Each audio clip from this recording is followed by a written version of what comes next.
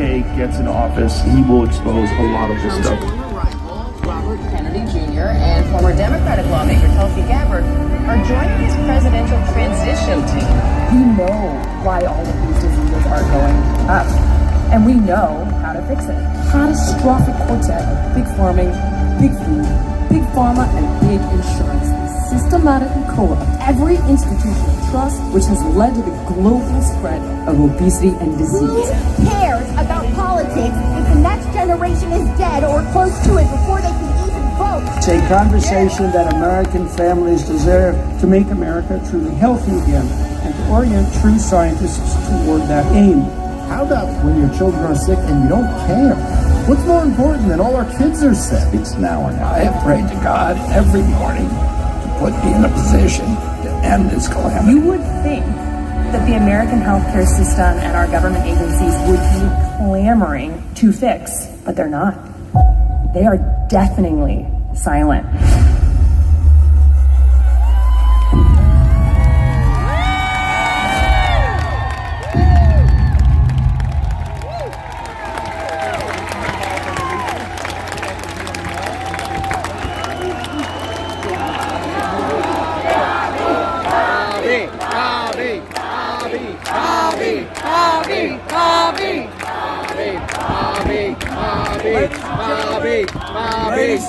Ladies and gentlemen, Donald Trump has been sued 7 times and gone after him by the Democratic Party. I'd like to introduce a brother who's been sued 9 times by the Democratic Party. A person whose sacrifices we all know, a person whose integrity, and a person whose honor, and a person who puts country first. A courageous man. It is an honor to call him our friend. Please welcome Robert Kennedy Jr.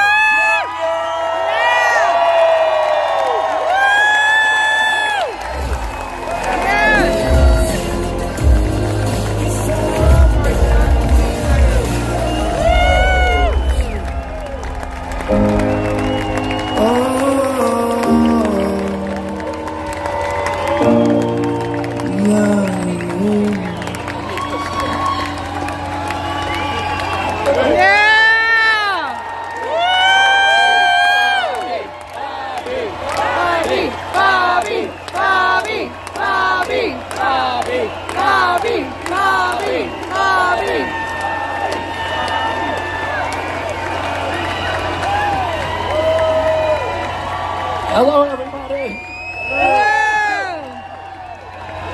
Don't you want a president who will make America healthy again? Don't you want a president who's going to protect our freedom? During COVID, we saw the greatest attack on America's liberties and our constitutional right and at any time in American history. We saw by February of 2020, they were already censoring doctors, scientists, individuals, anybody who questioned the government orthodoxy.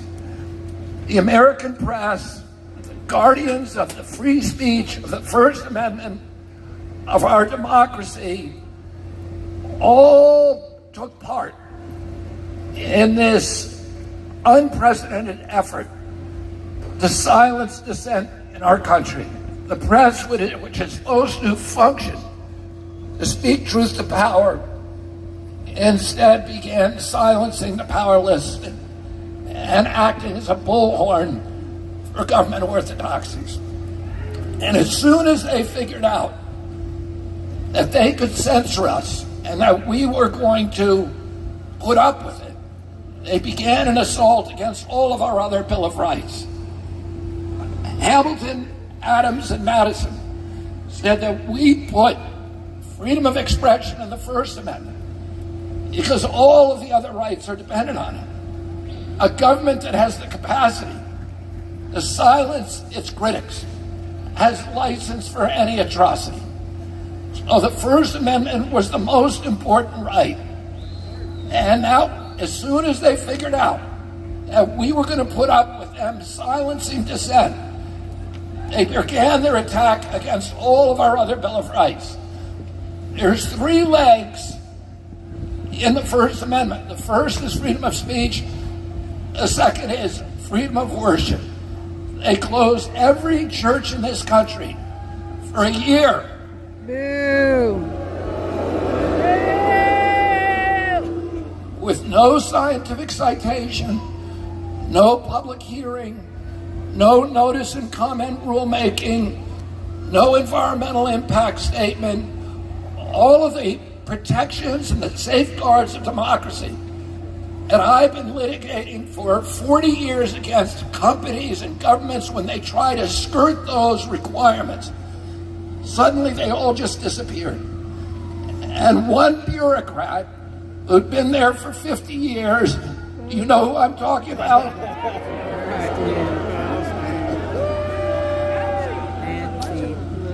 He just said, close the churches. And that was it. And then they went after the third leg of the First Amendment, which is freedom of assembly. They told us, again, with no scientific citation, we have to social distance from each other. Boo. We can't assemble. We can't petition and protest in groups. And nobody had ever done that before. Again, there was no hearing, none of the safeguards of democracy. Then they went after Fifth Amendment property rights. They closed 3.3 million businesses in this country with no due process and no just compensation. And the businesses that were left, they closed all the churches, but they left the liquor stores open. They closed the little businesses, but they left Walmart open, and Facebook and Amazon and all the big tech companies that were profiting from the pandemic and from all these closures. They then went after the Fourth Amendment prohibitions against unwarranted searches and seizures. With all this track and trace requirements that we had to leave our homes, to go into a building, to transport ourselves to any other jurisdiction, to take an airplane. We had to show our private medical records. They waived HIPAA. They made us disclose our private medical records to virtually anybody who asked. They turned us into a tyranny. They told us to strap on masks, again, with no science behind it. And that, only the worst tyrannies in the world, people like the Taliban, like the Iranian government, the Saudi government, these are the ones that force their citizens to wear masks because it dehumanizes them. It turns them from spiritual, creative, independent human beings into a faceless mask of compliance and obedience. Boo!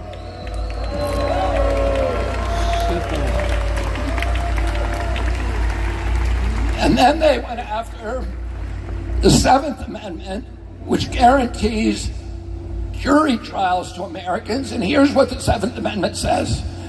No American shall be denied the right of a trial before a jury of his peers in cases or controversies exceeding $25.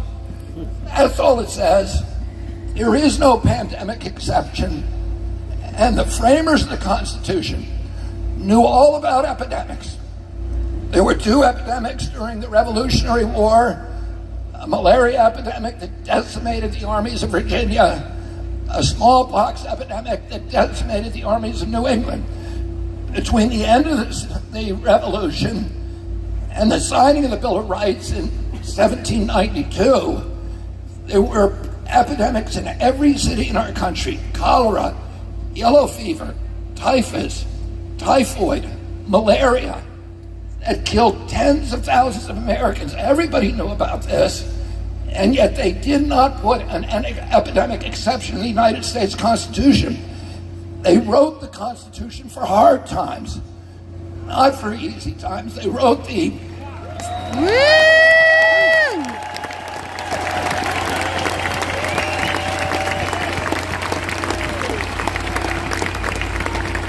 They wrote the First Amendment not to protect the kind of speech that everybody wants to hear that doesn't offend anybody. They wrote it to protect the kind of speech that offends people, and we don't want to hear. They wrote it to protect misinformation and disinformation and lies. And Louis Brandeis said that the remedy for bad speech is not censorship. It's never censorship. It's more speech.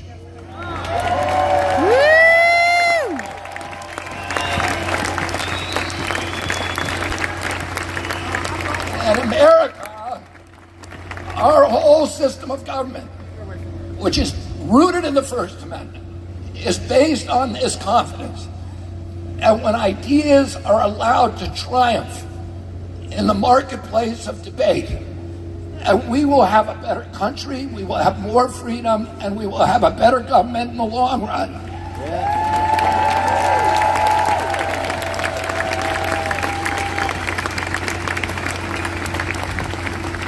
And this week, Hillary Clinton, Tim Walz, and Kamala Harris all said the same thing. They said that if the Democrats get back into office, that they are going to make sure that misinformation and disinformation is censored.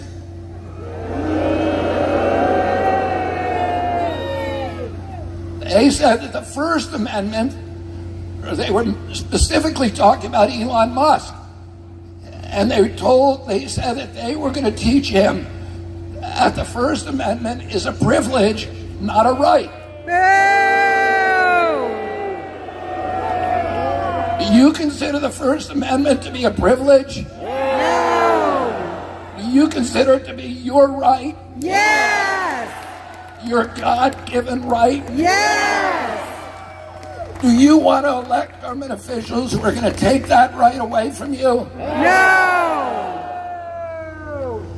So, and by the way, who was the biggest perpetrator, we now know, and everybody admits, who was the biggest perpetrator of misinformation during the pandemic? Fauci! Did you say Anthony Fauci? Yes!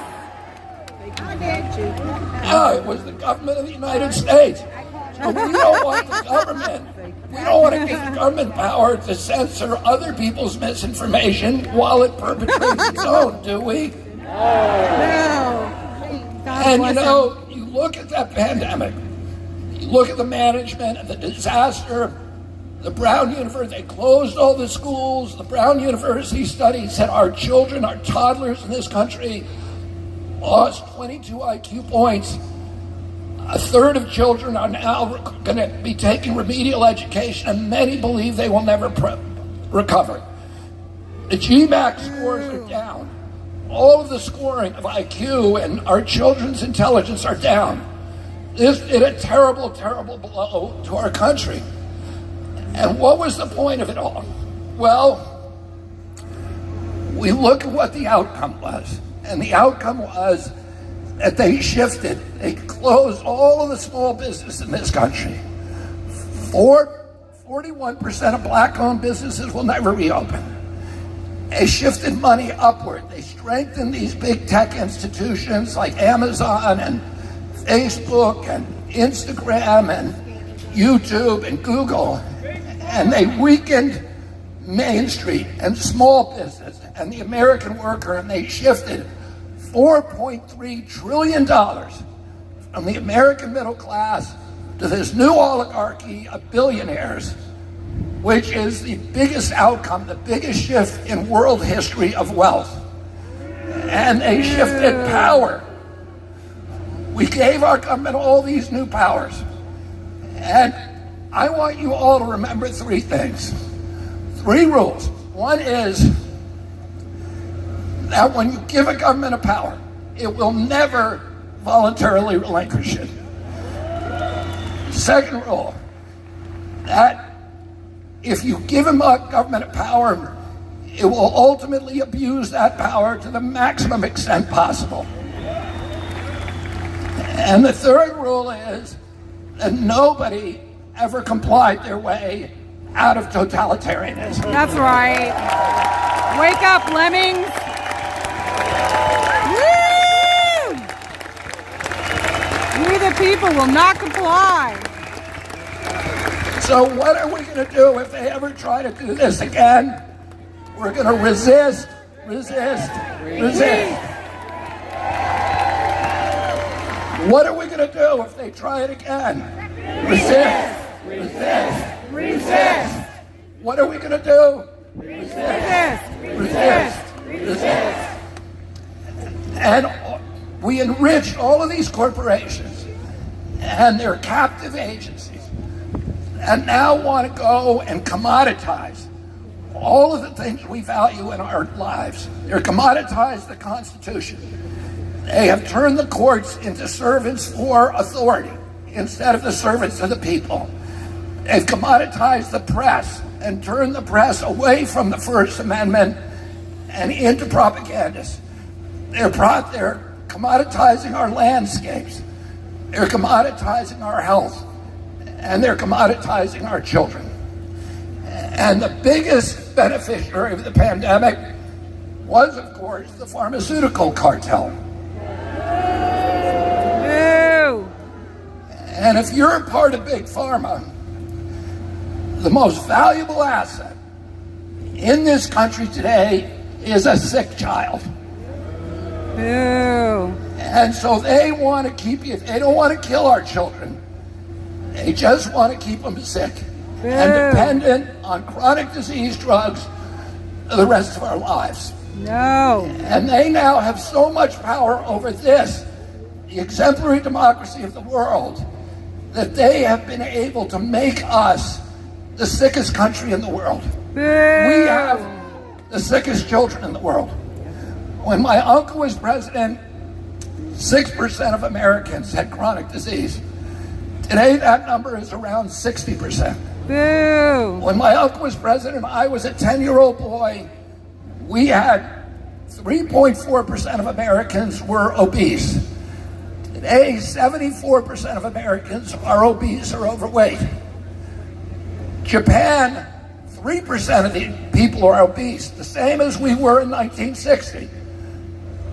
We have explosions. Autism has gone from 1 in 10,000 to 1 in every 34. 1 in 10,000 in my generation, 1 in every 34 in my kids' generation.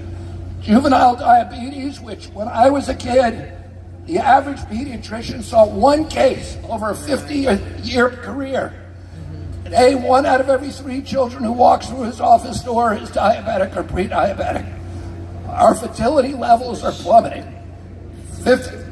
Teens today have 50% of the testosterone and 50% of the sperm count that they did 2 generations ago. American girls are hitting puberty at 8 years old. The average is between 10 and 13, which is 6 years younger than it was 2 generations ago. We have the lowest puberty rates among girls in the whole world in this country. We have lost, since 1970, when we were leading the world in longevity, we've lost 6 years compared to Europe. In Japan, in Italy, we spend 4 times per capita what Italians pay for health care, and we live 7.4 years less. So we are commoditizing ourselves. We're destroying our country, including our national security. 77% of our children can no longer qualify for military service. And it's costing us $4.3 trillion a year. Crazy. It is an existential threat to our country. Our country is strong and it's resilient. It's not going to be destroyed because we get the social safety net wrong or because we miscalculate about our healthcare system. It's going to happen because chronic disease is going to destroy us, and it's going to destroy us soon. If we don't win this election for a president who's going to make America healthy again,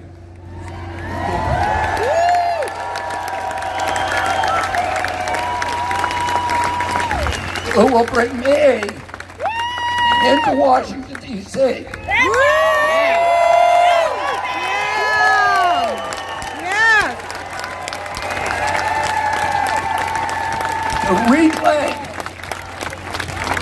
To reclaim our agencies from the pharmaceutical companies and from the big ag companies and the big food companies that are trying to destroy them.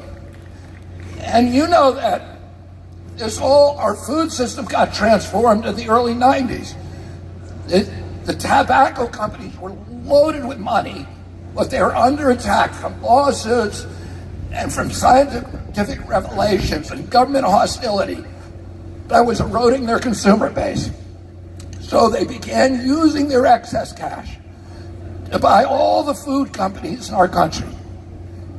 By the end of the 1990s, the two biggest food companies in the world were Philip Morris and R.J. Reynolds. They took all of their scientists that they were using to make tobacco more addictive, and they brought them over to the food industry to find ways to make food addictive. And they invented all these new chemicals in laboratories that were not the product of nature.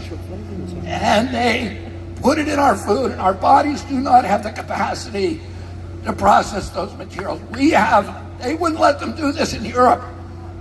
We have 1,000 ingredients in our foods because of the capture of these agencies that are illegal in Europe. So they're making the kids sick, and they're making money on it by addicting them to poisonous food. Now, I'm not even going to say food-like substances.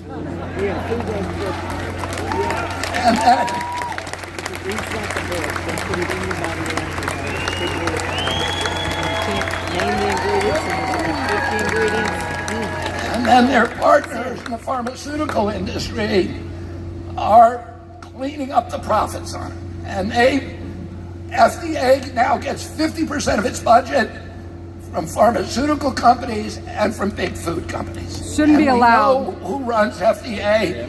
Do you think that FDA cares about your health? No! Do you think CDC cares about your health? No! Do you think HHS cares about your health? No! Do you think that NIH cares about your health? No! Do you think the United States Department of Agriculture cares about your health? No! Do you think USDA cares about small farmers? No! There's one thing they care about. Money. And we need a president who's going to come into office in this country and who is going to dismantle this corrupt merger of state and corporate power.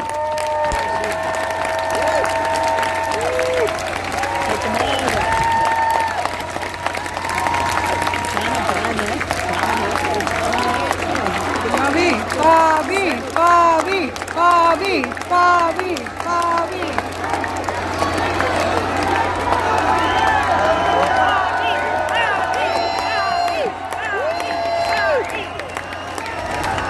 Don't you think that you deserve a president of the United States that is going to protect our children? Yes! And don't you think that the United States deserves a president that's going to protect our freedoms? Yes! Our constitutional rights? Yes! Our freedom of speech? Yes! Our freedom of worship? Yes! Our freedom to assemble? Yes! Our right to jury trials? Yes! Our right to be free from unwarranted searches and seizures? Yes! And don't you want a president who's going to make America healthy again? Yes! And who's going to make America free again? Yes! And it's going to make America once again the greatest nation and the moral authority around the globe. And you need to go to the polls and get your friends there and get Donald Trump and me into Washington, D.C.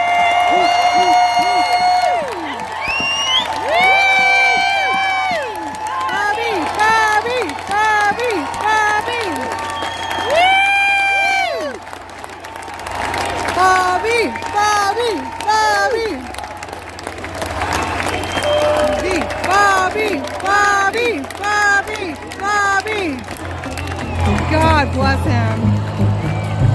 Fellow Americans, our nation, our republic is at a crossroads. And our system is broken. We are no longer a government by the people and for the people. We're something else now. In today's age, we fear the government. We feel gaslit. We feel controlled. Our free speech has been censored. Our faith is attacked, and lies are spread far and wide. This is why Republic was created, to restore the tools that have been lost. To inform, organize, and act. But it's all up to you. Not others. You. Only you. It's time to take back our republic, one town at a time. As a nation, we don't always agree on everything, but we do agree on one thing. He's an amazing man. Freedom. Freedom. Every American who cares about the truth needs to join Republic. This is our moment. This is our stand. This is how we rebuild, rekindle, and restore our republic. And just sounds shaky. But like I have a friend that has that and it didn't hurt. You know that guy that's the opposition? He's watching his face. He's really listening. Like he's putting guns aside and listening. So you never know. Yeah, you never know. An opposite. Yeah, there's a lot of opposition. Thank you so much for coming today. My name is Angela McArdle. I'm one of the founders of this organization with Brett Weinstein and Matt Toon. I am so grateful and humbled to see all of you in attendance. I want to give an additional thank you to our sponsors, Maha, Republic, the advocates, everyone else who's donated. Thank you so much. Matt Toon came out earlier and he told you we're still fundraising to cover the cost of this amazing, beautiful, free event. We've raised $50,000 today thanks to your generous support. And I really want to say thank you and I love you and appreciate it so much. Oh my but God. Russel Brand is on his way and he The wants to people's see another cowboy. $50,000 from this crowd. Can you find it in your hearts to give? Look at this QR code that's up. That'll take you to our givesendgo, who is another amazing sponsor of ours. Please donate. Find our givesendgo. Find it in your hearts to help us. We love you and thank you.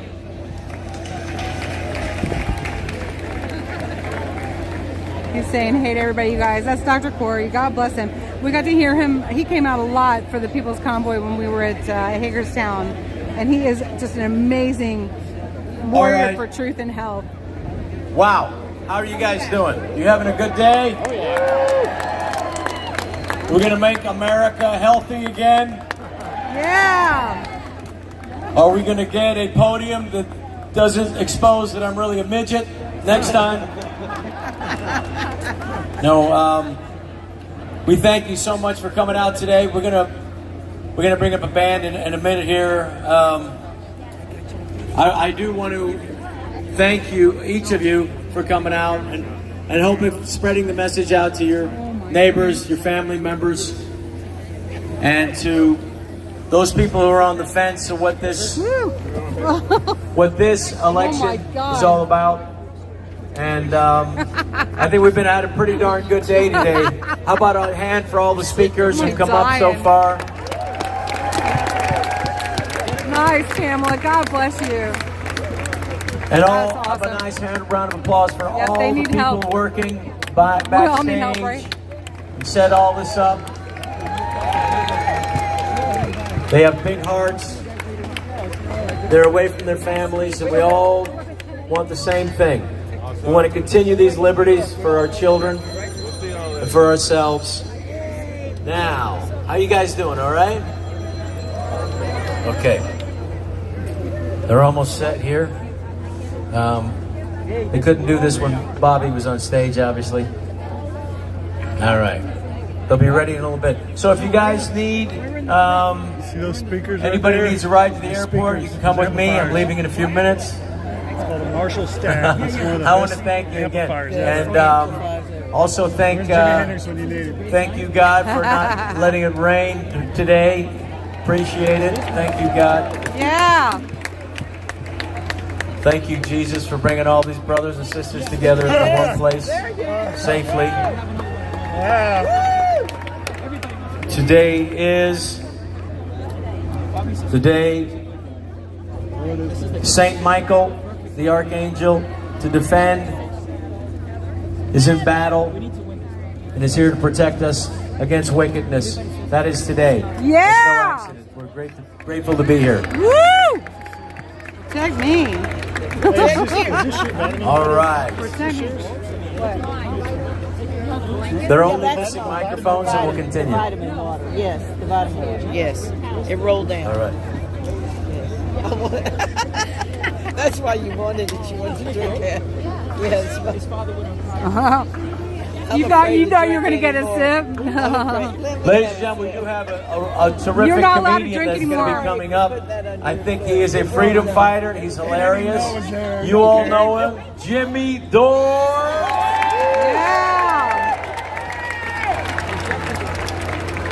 Let me see if I can get him up here. Bring up Jimmy. He's down there. I just saw him. Oh my God. All right. Now you got microphones, guys? I'm never going to be able to get out of this chair This again. usually takes about 45 minutes, but they're going to be able to cut it down to 42.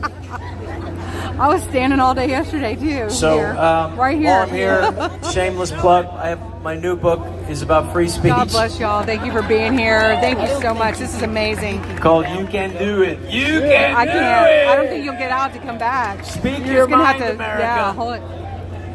This is amazing, And, y'all. All right. How you guys doing? I'm so grateful to be able to see Robert guys F. get Kennedy Jimmy? Jr. in person. So many amazing people. This is an event of a lifetime. This is right up there with End the Mandates and LA and Unite to Face Addiction right here on the National Mall in 2015. That was epic as well. This is right up there with them. As some of the biggest events I've been able to attend in my life that just blow me away. What's that? He was right there with the he actually knew more than one. He was in He come on now. Lots of Canadian flags. You guys, we All have right. one opposition up here. He's holding a sign All that right, says, here we go. I see a microphone. Bring the mules back. I see it. I hear a But he's guitar. enjoying the event though. He's right smack in the middle holding his cardboard sign. It says, bring back the mules. Come out here. How stupid. Girls and women's equality matter, stand up. If girls and women's sports matter, and you want your daughters to have the same opportunity you had, stand up. If you know that it isn't fair or safe to allow males to compete in girls' sports because it's, well, obvious, stand up. Don't be cowed by people who call you a bigot. You're not a bigot. Don't let men tell us how to be good girls. Don't let others tell you you just need to be quiet. Sit down. Be nice. It's not nice to further a lie. It's not mean to believe in women's equality. We deserve our own sports, privacy, safety. We deserve a chance to compete and win. So don't be nice. Don't be careful. Be honest. Be brave. Fight for women. We've come too far to give up now. And if you agree with that, stand up and stand with us. Woo! Yeah! Woo! Sorry, y'all. That's probably so loud. Ladies and gentlemen, these guys did that together very quickly. You guys kicked ass. Please welcome. Hello, everybody. Defiant. We are the Defiant. We're very happy to be here today. Thank you, everybody, for coming to this event. Thank you to everybody who put it on. And this song is called Where Did Lady Liberty Go?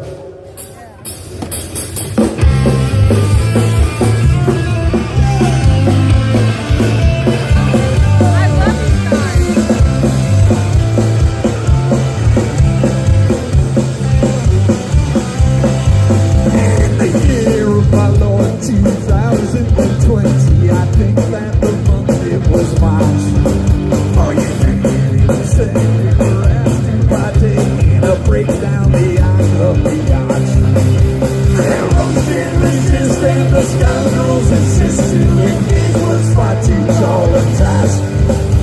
I do not disturb or get kicked to the curb. Make no mention, don't bother to ask.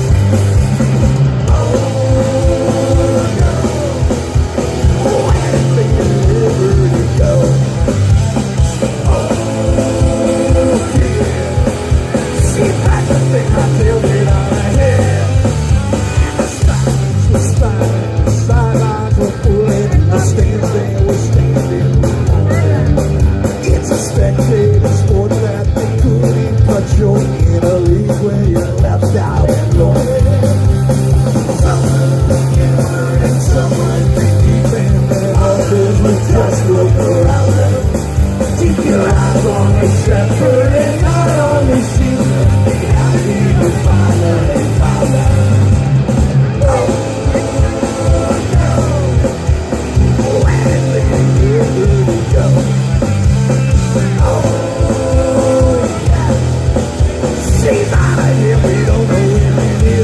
saying you could care less.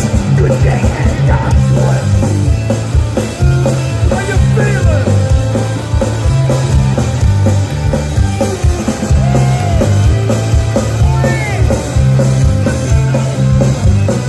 And now there's so many places that she can be found. Lost expectations just above ground. Where do you go when you're tagged and you're found? Good day, we say good day. Wow! The locks, they were locked. The latches were latched on the cage. The cuffs and the casket. The workers up front were dismissed or dispatched. Got a question, now it's time to ask it. The governor held in the highest 3,000 while the fighting had fallen. And I guess the homeless was not in the country. You the pipes they are falling.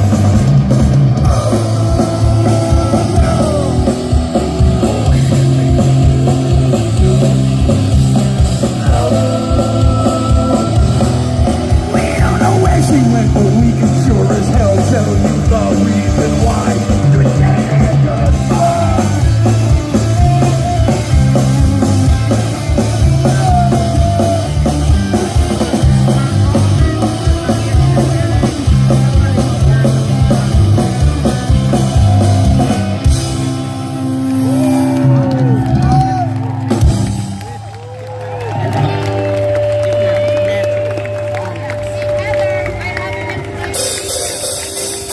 What's your plan for tomorrow? Are you a leader or will you follow?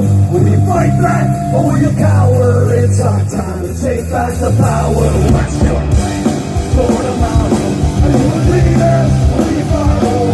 Will you fight back or will you cower? It's our time to take back the power. What you gonna do when they show up in black suits on the street and they boots? What you gonna say when they strip your rights away? In the fact that the things you pay are the needs when you live today.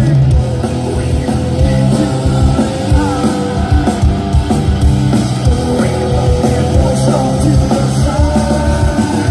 What's your plan for tomorrow? Are you a leader or will you follow? Will you fight back or will you cower? It's our time to take back the power. What's your plan for tomorrow? Are you a leader or will you follow? Will you fight back or will you cower? It's our time to take back the power.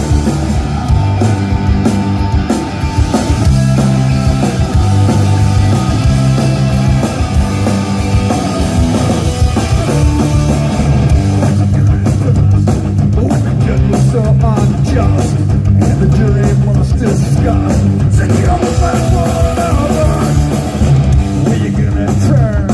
Now the court has been adjourned, and every lesson that you'll learn, and that's been and the freezing burn.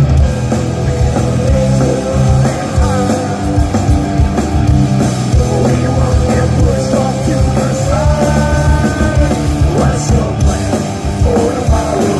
Are you a leader or will you follow? Will you fight back or will you cower? It's our time to take back the power. What's your plan for tomorrow? Are you a leader or will you follow? Will you fight back or will you cower? It's our time to take back the power. Yeah! Thank you, everybody. Thank you for being here today. Enjoy the rest of the event.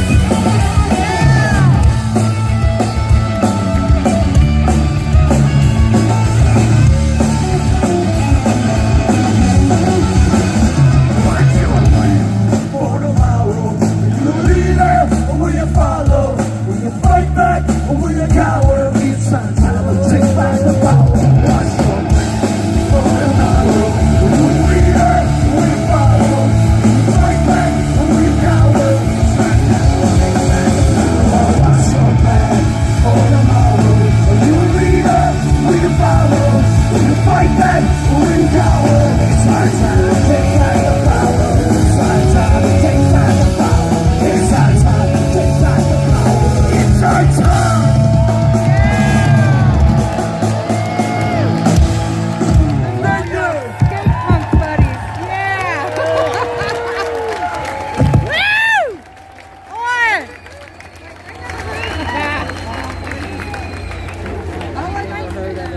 so much fun. Have they been around for a while? Yeah.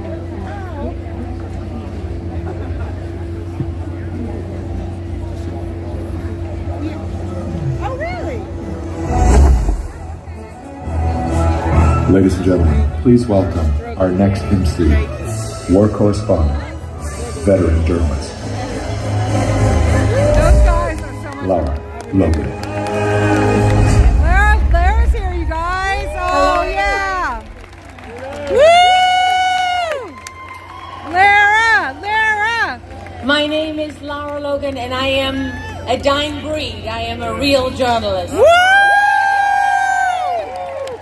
Love you! I want to work down the glass and pull out the microphones and tear it all away so I can stand there with you. And I want to thank you for being here today. I saw someone hold up a sign that said, "We are the defiant." And that is exactly what we are. Yes. We are the people that will never surrender. That's right. Sorry, y'all. This thing is like all over the place. When the founding fathers wrote that this is a government of the people and for the people and by the people, it was not a bumper sticker. They meant it. This is your government. This is our government. And what people have woken up to from so long is that we have been robbed blind. Yes. We have been enslaved for way too long. Yes. Right. And when the people stood up and chose their own leader, those who think they're smarter than us, those who think they know better than us, those who never meant it when they said they were there to serve us, they got mad. And they wanted to blind us. But this event is living proof that we are not divided. No, we're not. Oh, man. High power. God bless you. Thank you, darling. Almost everybody here today on this stage, and probably many of you in the crowd, has been targeted and punished for telling the truth. We reward those who lie and deceive and steal and kill. And it makes absolutely no sense. And we have a window. You can all see it. This is a window. If you don't like war and you don't want to go to war, well, then you sure as hell better get off your butt and do something in the next few weeks. Sorry. Because one of the pillars of Rescue the Republic is that war should be a last resort. And that is something that we really mean. Don't be sending your sons and daughters and fathers and mothers, and don't be sending them onto battlefields to loiter on the objective and die in filthy sewage canals and other places when you have the ability to bring everybody home overnight without putting a single boot on the ground. And you never use that capability. Why not? We don't ask the right questions because our journalists have let us down.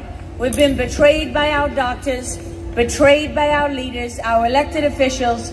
We've been betrayed by everybody who was supposed to protect us and stand by us. But all around you are people who are acting in the presence of fear. Artists have given up musical careers. Comedians have given up the stage. Actors like Rob, who've given up Hollywood. They've given it up because they know that this means more.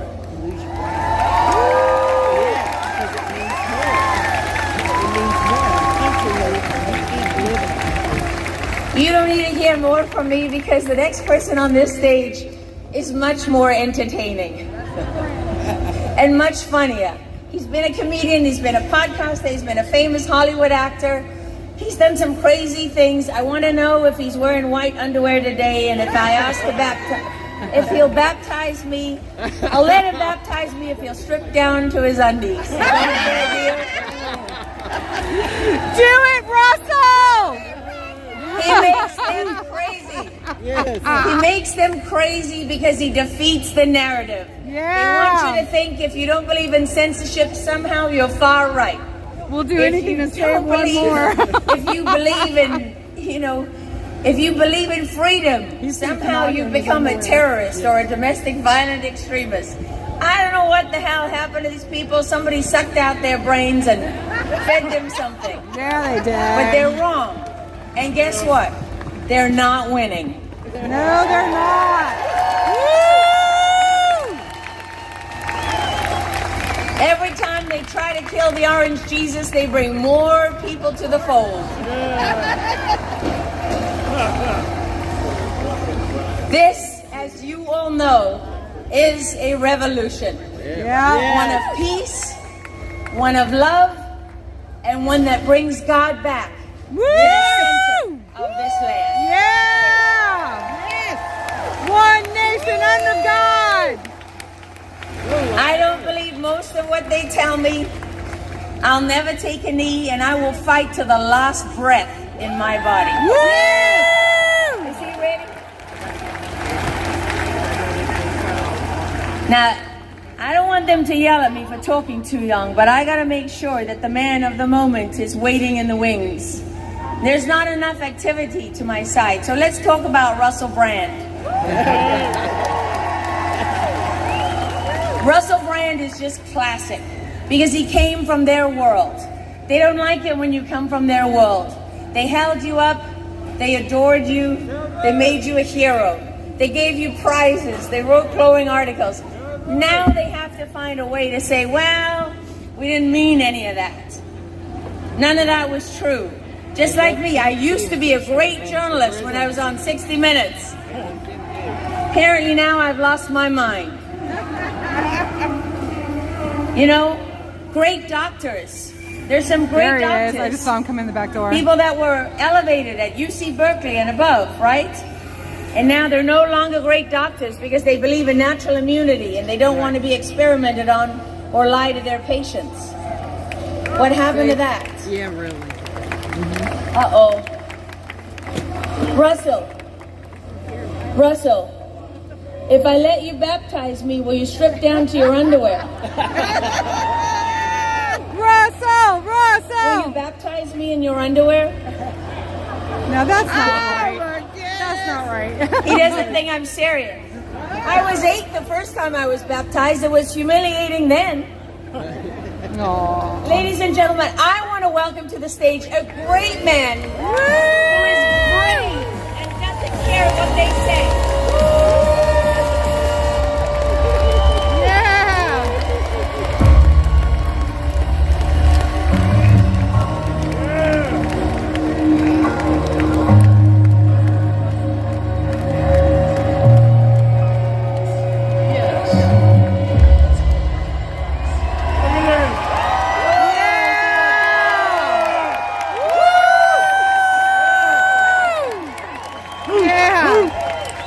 Hello there. Hello. My fellow Americans. Yeah!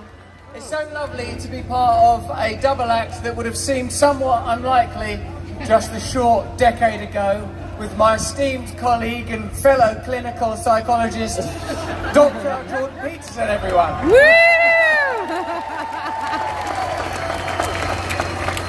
Doctor, before we begin this presentation at Rescue the Republic, brilliantly organised by the great Brett Weinstein. A round of applause for Brett.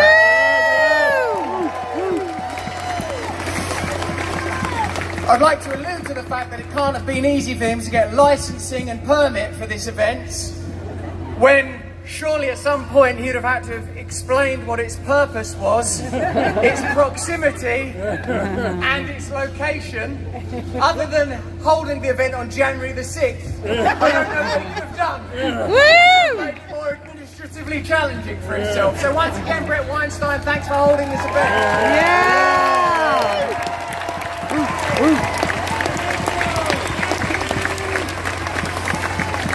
Dr. Peterson and I have been on a rather unusual journey. I don't mean literally, we arrived separately, but by God we'll be leaving together, won't we, Doctor?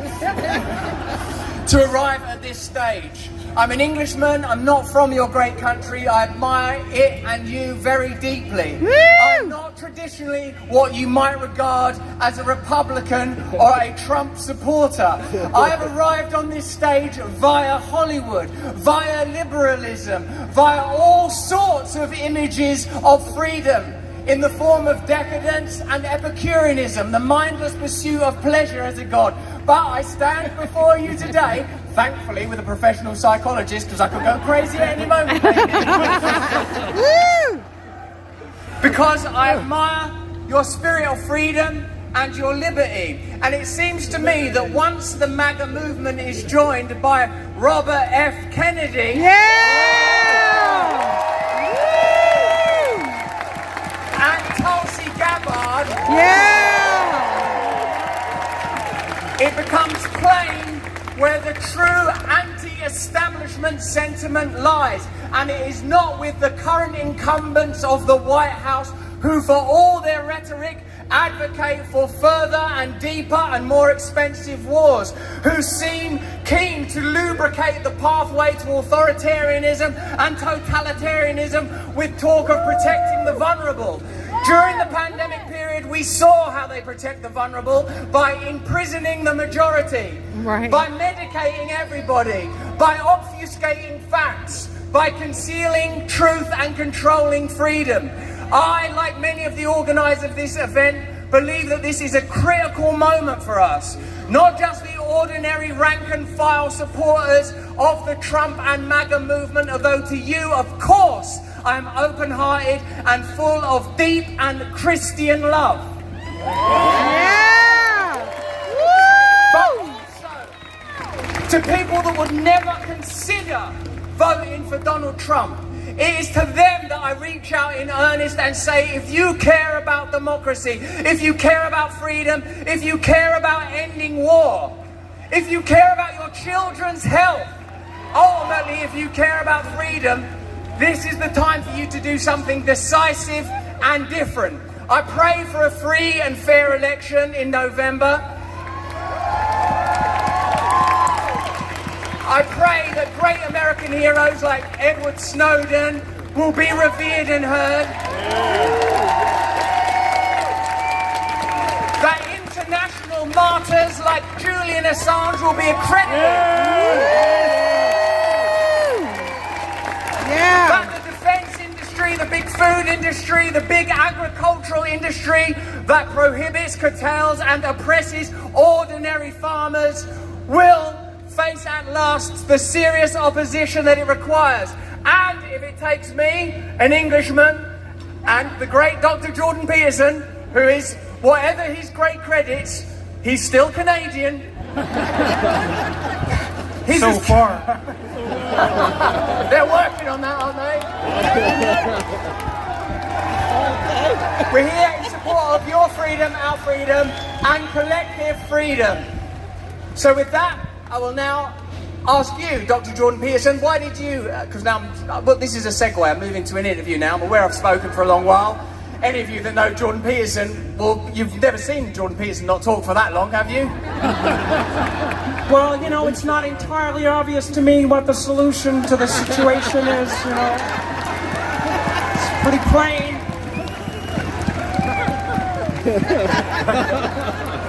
I know you've got a microphone, and I've seen you defend yourself against English broadcasters extremely well. Dr. Peterson, tell us why it's important for non-Americans like myself and you to participate in this event, and what is, given that this is a rally, that means it's an offering of optimism and hope for the people in attendance. How do you believe that we should start off our conversation, sir? Well, whatever is happening here is emblematic of something that's happening all over the Western world, right? I mean, it's exemplified by the political process of the U.S., especially as it leads up to the election, but all the things we'll be discussing today are both broader and deeper issues than the mere political. And so they are of international concern, and of course, what happens in your country has been of central international concern for a long time, but that's transformed, as I said, into something that's deeper and even more significant. No, I made allusion this morning to the fact that we're trying to get our story straight. We're trying to understand what is the foundation on which we all stand that allows us to maintain the freedoms that ennoble us and give us an unlimited horizon of opportunity. What are they in the United States? What are they in the Western world in general? How are they related to, let's say, the Judeo-Christian enterprise as a whole? And what is it that should bring us together as avatars of the freedom-loving democracies across the world? So what's happening here is of immense international significance, as you know from watching how people around the world are, what would you say, looking to the United States in particularly to defend free speech, because if it's ever defeated here, it's gone everywhere. That's right. And that would be That's right. Yeah. And make no mistake, it's under true assault.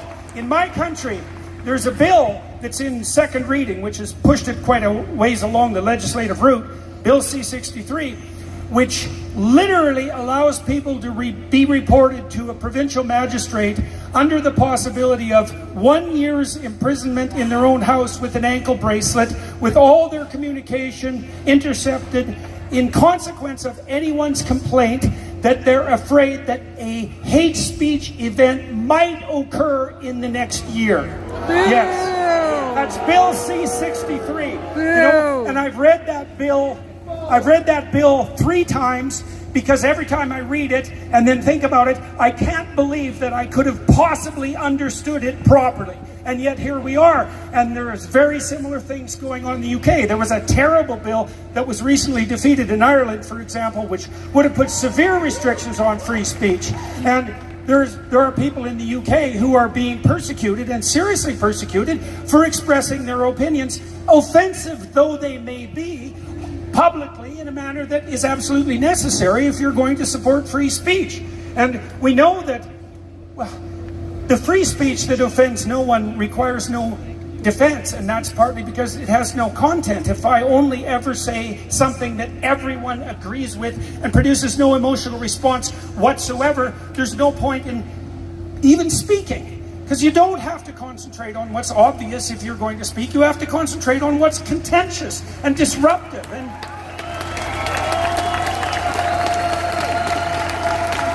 And there isn't anywhere on earth, and this certainly includes my home country, where the protections for that vital right are more thoroughly enshrined and deeply entrenched than they are in the United States. And seriously, thank God for that. It's so vital. It's so important.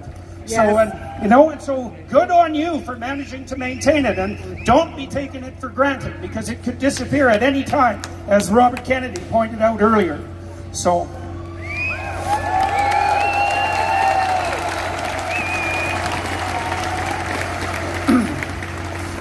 It is significant that the Constitution is now being spoken of as an artifact that can be changed and altered. The New York Times recently said that it might be problematic, and when sacred documents, yes, well, I mean, you're right, it's definitely a negative thing. There's no question about it. Because I suppose, yes, when the principle of free speech itself is under threat, then all other values, as you've explained many times to me, fall away in its wake. One thing that struck me, Dr. Peterson, when you were speaking just then, is the banalization of our culture. That means making it ordinary and sterile and lacking in glory and lacking in valor. The desacralization, that means the taking away of God from all things.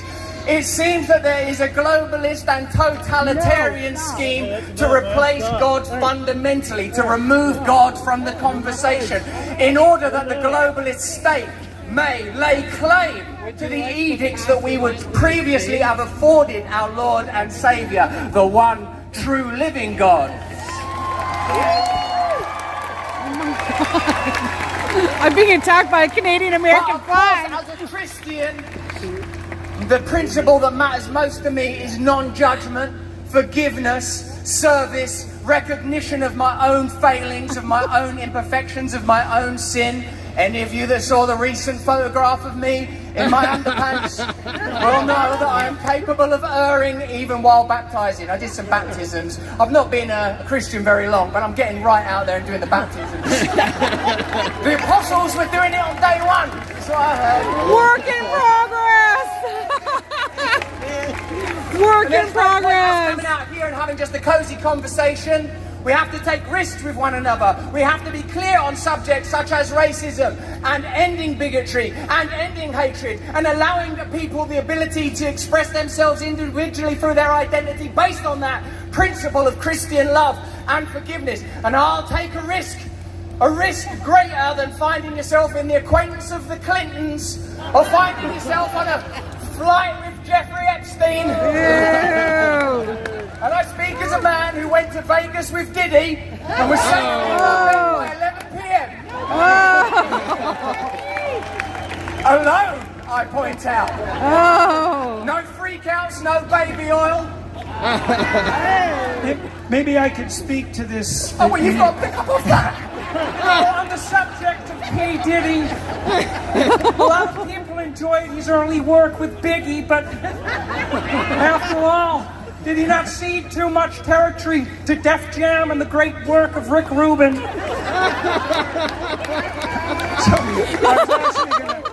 I was actually going to speak to the Christianity element and not to the leave it in Vegas element. And so I think I'll do exactly that. Yeah. One of the things that's become very clear to me as a consequence of the studies that I've undertaken about the stories that unite us psychologically and socially, the deep stories, and the deepest stories we have that unite us are religious stories, is that imagine this. Imagine you have a choice, because you always do have a choice. You have a choice between leaders who presume that there's no transcendent unity. There's no foundational truth. There's nothing beyond us on the ethical plane, right? So people who are tilting in the atheist direction, they're beholden to no one above themselves or to no principle above themselves, right? Well, what I've learned from studying what I've studied is that humanity has strived for thousands of years in the most diligent possible manner to conceptualize what should constitute the divine principle of sovereignty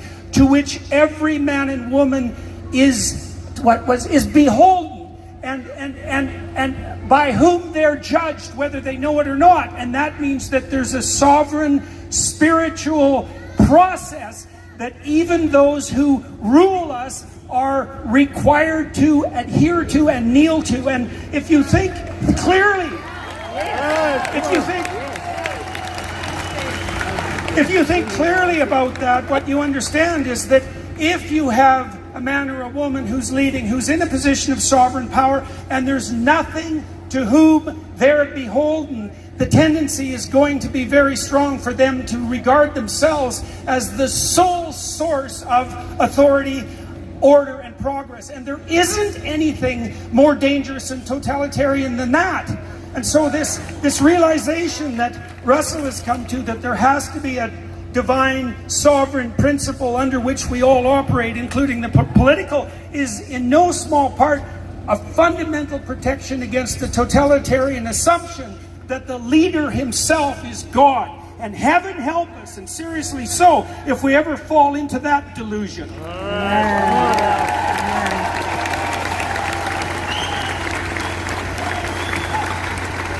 Take that. I'm very much enjoying the format that appears to be organically emerging. You might have noticed there's been very little planning between Dr. Peterson and myself. We just had microphones thrust into our hands like lotions at a white party. Came out onto the stage, and what it's sort of become is a polysyllabic 8-mile rap battle in which both of us advocate for freedom and for Christ and for liberty and for new forms of unity in novel ways, as allies, in fact, rather than as opponents. Some of you will be aware that auspiciously and with deep serendipity, today is the feast of St. Michael, the Archangel. On this occasion, surely we are protected by heavenly forces. Surely, as the good doctor just indicated, there are higher authorities. Because while I was listening to you, Doctor, I feared that there would be a darker consequence even than personal authority and personal autonomy assumed when there is no loving God, no loving Father, no Trinity in all perpetuity, engaged in loving unity from which creation came. I saw Satan fall from heaven like lightning.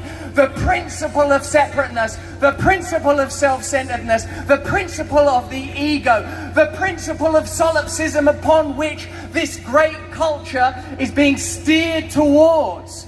Not community and congregation, subsidiarity and individual authority, no, but some kind of Goliath, some beast slouches from Bethlehem to be born, some centralized creature that claims that it cares for you so much that it wants to protect your health, cares for you so much it wants you locked in your home, cares for you so much it wants you injected with medications that haven't endured proper or ethical experimentation, cares for you so much that it wants your children to eat addictive and addicting foods, cares for you so much it sees you as little more than larvae on a conveyor belt, leading you to a life of sickness and deception, surrounded by a 360 sphere of illusion, augured by those great investors in media. You'll note that George Soros just bought 300 radio stations. You'll note that Bill Gates invested $300 million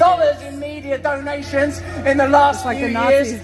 Centralized control. We would never accept it if they came out face first and said it to us. We would oppose them then. So instead they tell us that they care. Instead they tell us that they love us. Instead, they tell us that they're trying to protect the vulnerable. But today we must say to the state, to the globalist bureaucratic state, get your help off of us. Yeah! Woo! Yeah!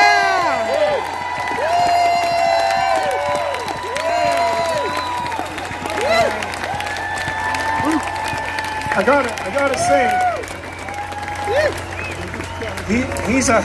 he's a hard man to top.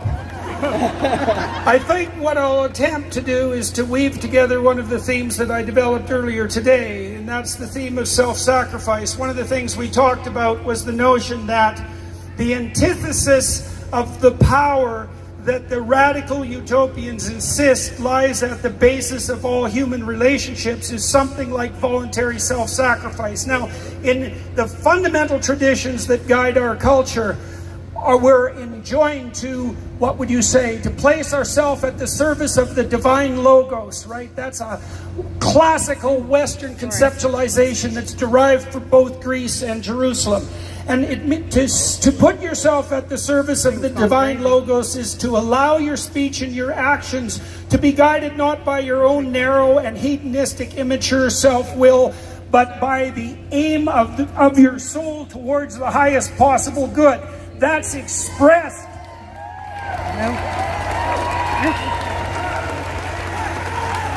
That's expressed in the true speech that puts a solid foundation under your feet and the feet of those around you, and by the calling and conscience that leads you forward into the proper future. We all have that at hand, and that's part of the reason why we're described in the most profound stories that we have as carrying the image of God, the Creator who brings the things that are good into being. That's what we have in front of us as a consequence of our fealty to the truth. And the sacrificial element of that is that if you abide by the dictates of the truth that's attempting to reveal itself within you, that you will be called to sacrifice everything within you that is unworthy as you make your way upward towards what? Towards the ineffable, insofar as you're capable of managing that. Right? And insofar as you do that and take that responsibility onto yourself, there's nothing left for the globalist utopian tyrants to offer you, because you've done it for yourself.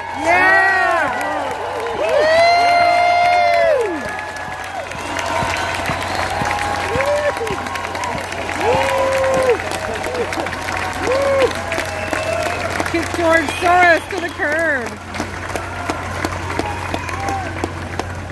No wonder you were fired from that Canadian university. You're a troublemaker. You're a rabble-rouser. That's very beautiful, Jordan. It's lovely to watch you go into those states. I was thinking, oh no, if Jordan Peterson takes it to crying Jordan Peterson, that's the special move. I've got no answer for that. If he starts crying, oh man, That's it, I'm out. I can't top that. But the truth is that once again we are here in collaboration and alliance as unlikely partners, but partners nevertheless. Partners come here to communicate a mutual message, and I think that what you said then is most significant. That I suppose I am an apostate. I formerly belonged to the culture of Hollywood. I've been in their movies, haven't I? Remember? I would sometimes wear a hat. I'd usually play a rock star. You remember it? And I've experienced at depth and at length the treasures of the culture that are offered. Hedonism, excitement, pleasure, distraction. And like any addict, and I know there'll be people out there that suffer from and are in recovery from addiction, and those of you that are will know that recovery is only possible when you accept a spiritual solution, when you become willing to interrogate and examine what you have become and what you've become attached to. And it seems to me that it's not an accident that our culture is predicated upon consuming, upon selfishness, upon distraction, upon mundanity and banality for the individual. A total lack of privacy for the individual, but maximum privacy for the state. A requirement for transparency from individuals, but no transparency from the state. Accountability, lawfare, justice, media, the institutions of your country, all turned against the individual, all utilised for absolute control.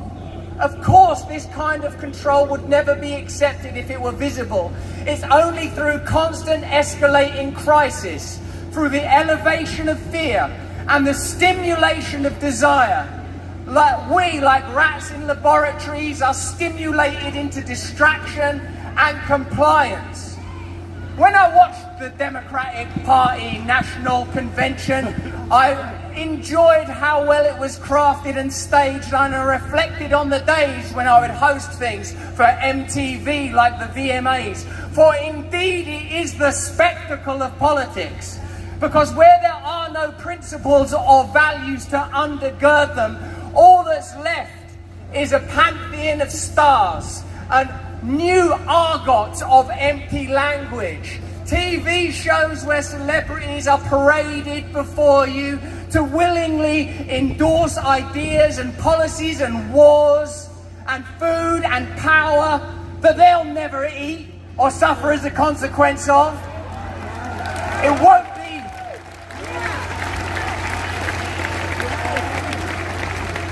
I think we generally know it's not their children that die beneath the flags. It's not their children that will be eating that kind of food. And when people talk about populism like it's a negative thing, like it's an ugly thing, when you hear language like basket of deplorables, when you hear dismissiveness and derisory tones around beautiful American people, and if you're a foreigner like me, a visitor like me, and you find yourself in Cheesecake Factory in some mall in Sarasota, you think, are these the people that they hate so deeply?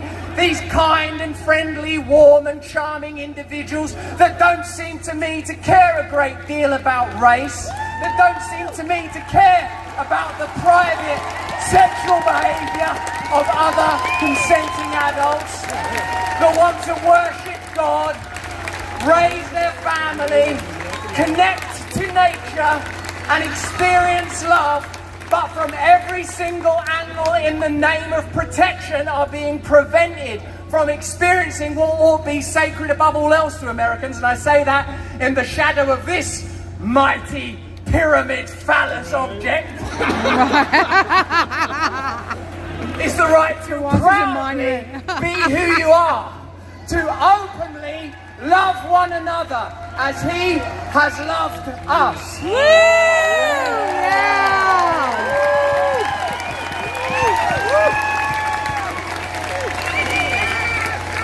So maybe I'll close with this. It's said that by their fruits you will know them. So we could assess that notion momentarily, riffing off what Russell just laid out. So I've spent a substantial amount of time thinking about how you can separate the wheat from the chaff and identify the true leaders who are at your service and not manipulating you. And I would say this: if you're being terrified into compliance, you're being manipulated by tyrants. Tyrants use fear. They use fear. That's right. And they use force. That's right. And what you want instead from your leaders is an invitational welcome, right? And that's why this today is a celebration. We're happy you're here. We're hoping for your help because your help is necessary. This isn't about formulating a vision for you. It's about inviting you to bear the responsibility for your life. That's precisely the attitude that's made this country great. And so you listen carefully to those who address you and see if they're inviting you to a banquet that you love to attend, or if they're terrifying you into fear of the future and using force and compulsion to regulate your obedience. And I would say, unless you want to be slave-like sheep who have no proper destiny to play, then find the divine invitation and forgo the terror and force. Yeah.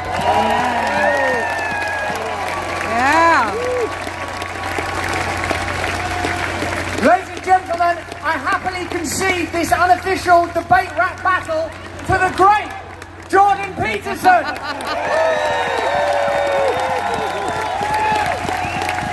Now, I know you've got some fantastic speakers coming up. I can see Jimmy Dore down there. I've had a magnificent conversation with Jimmy.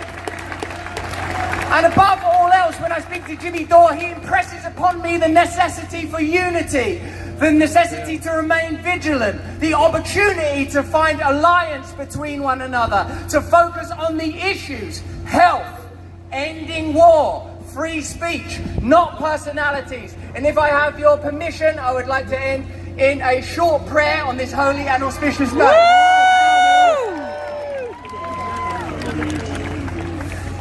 Heavenly Father, Lord Jesus Christ, I call upon your name on this occasion. May it augment an era of peace. May we reach out our hands in friendship, in particular to those that we might imagine we would oppose. May these institutions that were once regarded sacred, so sacred in fact that any incursion upon them, as on January 6th, was regarded as a kind of heresy. May the values that warrant these buildings, these institutions, that flag, this nation, being regarded as one nation under God, return to the forefront. May, I pray, Lord Jesus Christ, in your holy name, that all Americans of all cultures and colours and persuasions come together in your name. I ask, Heavenly Father, for a new era of peace, that Satan be cast out in your name in all his forms, but in particular in the bizarre, Kafkaesque, Huxley-esque, late Orwellian form of totalitarianism, bureaucracy in the name of care. Lord, I ask for true republicanism and true democracy, that every individual may feel their freedom to open-heartedly engage in discourse and conversation with one another in good faith. An end to the deception, the lies, and the censorship and the control. Respect the honor of the individual, the sovereignty of the individual, that we are all fallen individuals and that we may serve in your name on the day of the feast of St. Michael. I ask, Lord, that your holy light shine on America and across the world for new voluntary unity, not imposed top-down unity, Lord. Lord, I ask that we be brought together in these principles under your name. I pray for America, and if I have your permission, ladies and gentlemen, we'll end with the Lord's Prayer. Just do the version that you know. Our Father, who art in heaven, hallowed be thy name. Thy kingdom come, thy will be done, on earth as it is in heaven. Give us this day our daily bread, and forgive us our trespasses, as we forgive those who trespass against us. And lead us not into temptation, but deliver us from evil. For thine is the kingdom, the power, and the glory, forever and ever. Amen. Hallelujah. Thank you, Jesus. Thanks, Dr. Peterson. Thanks, Brett Weinstein. Thanks, everyone who came to this event. Yes. I wish you a beautiful day. Stay free. Stay God free. bless you. God bless you. Beautiful. That was beautiful. Well, it Awesome. is Sunday. Awesome. We're going to church. I love it. All these people, aren't we? So grateful. Hey, everybody. everybody. Hey, everybody, you want to stand up, stretch, do whatever you need to do, get ready, because the gentleman who is about to take the stage has done us one of the greatest services for any of us in living memory, because he is one of the journalists who exposed the Twitter files.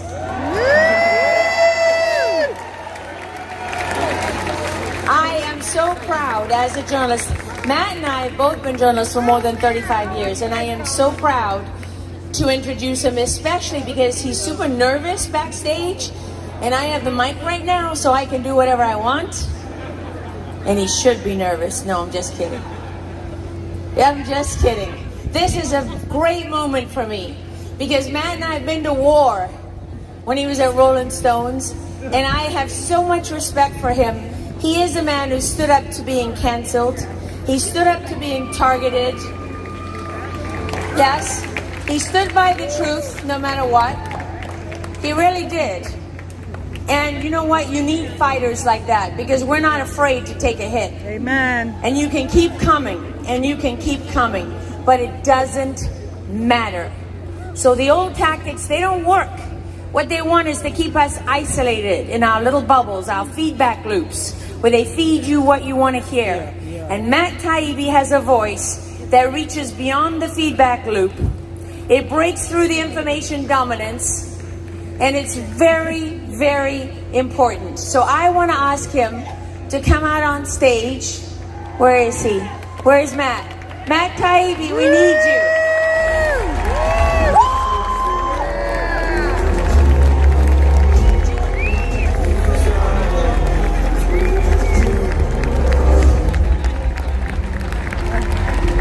He's staying behind the glass. Yeah, see, she comes in. You know, some of these people, they're not afraid. They got the rule. He's put the edge of the picture. Thank you so much to Laura. That was amazing. I'm so proud that we're on the same side now, fighting for free speech. However, every amateur speaker's dream following Russel Brand. Thanks, God. Yeah. Nice.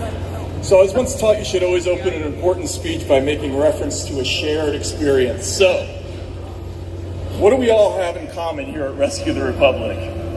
Nothing. Love of country. Universe, chimpanzees would be typing their fourth copy of Hamlet before RFK Jr., Robert Malone, Zuby, Tulsi Gabbard, Russel, Brett Weinstein, and I would organically get together for any reason, much less an event like this.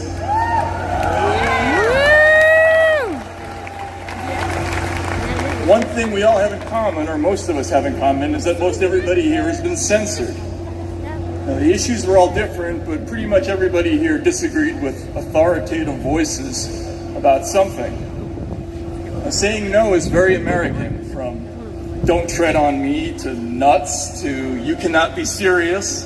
Defiance is in our DNA.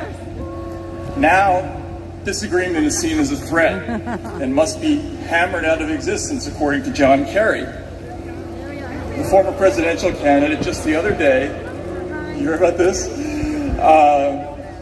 He complained at a World Economic Forum meeting that it's, quote, really hard to govern, and our First Amendment stands as a major block to the important work of hammering out unhealthy choices. I was telling Tim Pool about this backstage, and he asked, was black ooze pouring out of his mouth when he said this? Kerry added that it's really hard to build consensus, and he told forum members that they need to win the right to govern and be free to implement change. It begs the question, what do they need to be free of? The First Amendment, definitely, but more importantly, us, complainers. That is our shared experience. We are obstacles to consensus. My name is Matt Taibbi. I've been a reporter for 35 years, covering everything from Pentagon accounting to securities fraud to drone warfare. Many years ago, my little son asked me what I did for a living, and I said, Daddy writes about things that are so horrible they're interesting. 2 years ago, I was invited by Elon Musk to look at internal correspondence in Twitter.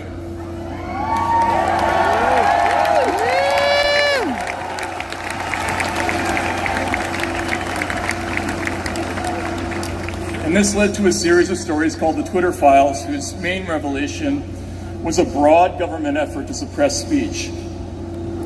Now, I was invited here to talk about risks to the First Amendment, but to spare the suspense, that battle is already lost.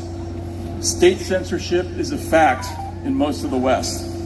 In February, our European allies began observing the Digital Services Act, which requires internet platforms to enforce judgment of state-appointed content reviewers with the Orwellian name Trusted Flaggers. Now, everything that we found in the Twitter files can be reduced to one sentence: an alphabet soup of US government federal agencies informally is already doing pretty much the same thing as Europe's horrible draconian new law. Is it against the law when a White House official calls Facebook, and this happened, and asks to ban a journalist for writing that the COVID vaccine doesn't stop infection or transmission? I think hell yes. It certainly violates the spirit of the First Amendment, even if you can find judges who will say it doesn't violate the letter. But this is post 9/11 America. Whether it's about surveillance or torture or habeas corpus or secret prisons or rendition or any of a dozen other things, we ignore laws. Institutional impunity is the chief characteristic of our current form of government. We have concepts like illegal but necessary. The government can torture, of course the public can't, that's probably good. The state can intercept phone calls, you can't. The state can search without warrants. They can assassinate, snatch your geolocations from your cell phone. You get the idea. These concepts require that officials have special permission to ignore laws when they feel like it. 10 years ago, we were caught spying on 3 different French presidents, as well as companies like BNP Paribas, Crédit Agricole, Peugeot, Renault, and Total. Barack Obama called the French to apologize, but did we stop? No. But we did indict the person who released the news, Julian Assange. Boo. By the way, congratulations to Julian for getting out.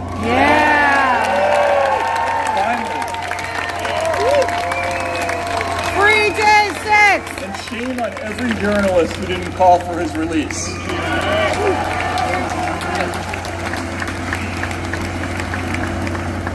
America ignores laws. It's what we do. With this in mind, our government has moved past censorship to the larger project of changing the American personality.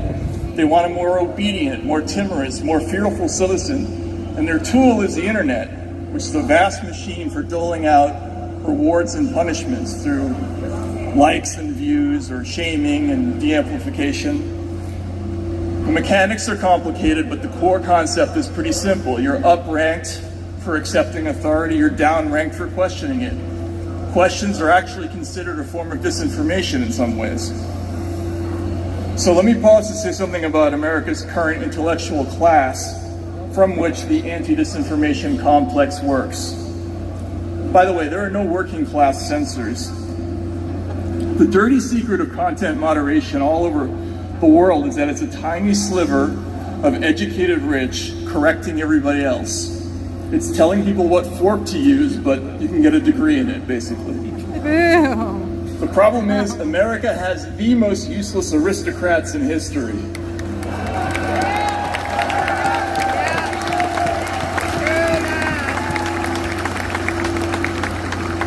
Even the French dandies who were marched to the razor by the Jacobins were towering specimens of humanity compared to the Michael Haydens, John Brennans, James Clappers, Mike McFalls, and Rick Stengels, who make up America's self-appointed speech police. In pre-revolutionary France, even the most drunken, depraved, debauched libertine had to be prepared to back up an insolent act with a sword fight to the death. Our aristocrats pee themselves at a mean tweet.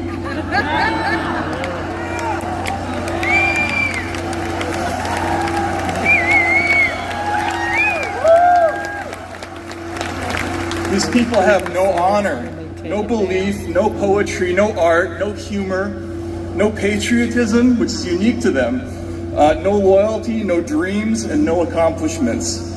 They are simultaneously illiterate and pretentious, which is very hard to pull off. And they have one idea, and it's not even an idea, but a sensation: fear. Rightly so, because they snitch each other out at the drop of a hat. They're afraid of each other. But they're also terrified of everyone outside their social set, and they live in near constant dread of being caught with even one original opinion. Now, freedom of speech is a beautiful phrase. It's strong, it's optimistic, it has a ring to it, right? But it's being replaced in the discourse by misinformation and disinformation. And these words aren't beautiful at all, but they're full of the small, pettifogging, bureaucratic anxiety of a familiar American villain, the busybody, the prohibitionist, the nosy Parker, the snoop. H.L. Mencken defined Puritanism as the haunting fear that somebody somewhere is happy. That streak of our early European settlers survives in us and surfaces periodically through moral panics. 400 years ago it was witches, then it was Catholic immigrants, then it was the devil's music, then it was comic books, then it was booze, then it was communists, and now it's information.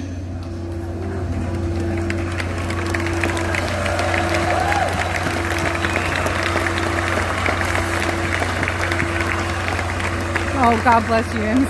Oh, and because freedom of speech is now frequently described as a stalking horse for hate and discrimination, the phrase appears less and less. Speech is mentioned in reputable media really only as a possible vector for the disease of misinformation or disinformation.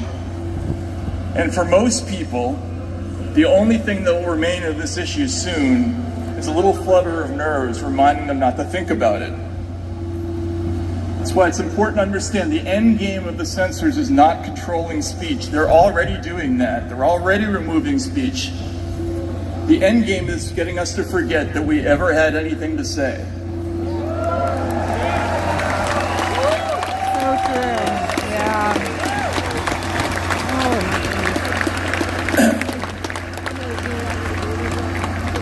Yeah, that was the bummer part of the speech.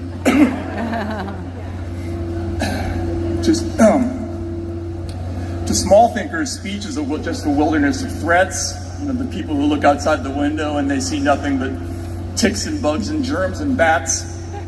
The people who built this country, whatever else you can say about them, they weren't small thinkers.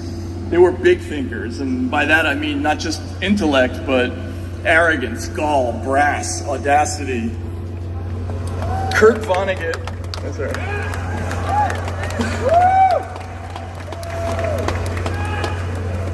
Kurt Vonnegut called the Founding Fathers sea pirates, and he wasn't far off. These guys stole a continent from the King of England and got away with it. Yeah. Woo!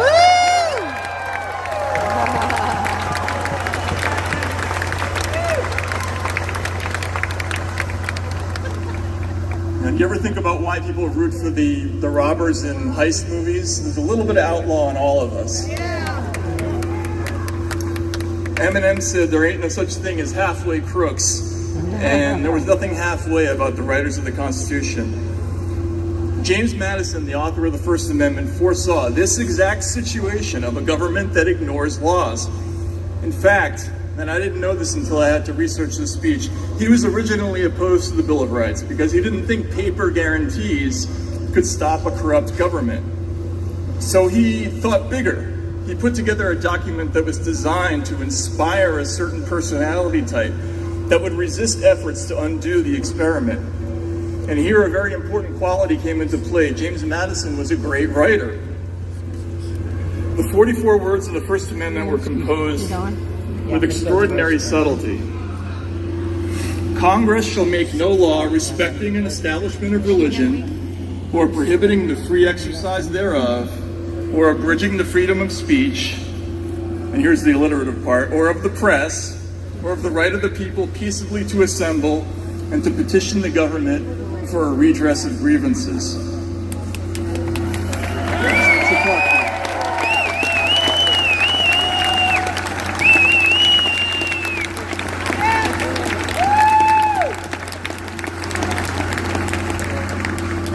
Now, what was he saying? The First Amendment didn't confer rights to the people. It didn't entrust government with guaranteeing them.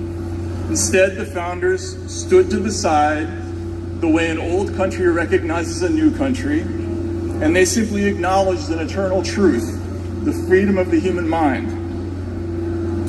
And this is what censors never understand. Speech is free. Trying to stop it is like trying to catch butterflies with a hammer or stop a flood with a teaspoon. Choose your metaphor, but it's a fool's errand. You can apply as many rules as you want. You can threaten punishment. You can lock people up.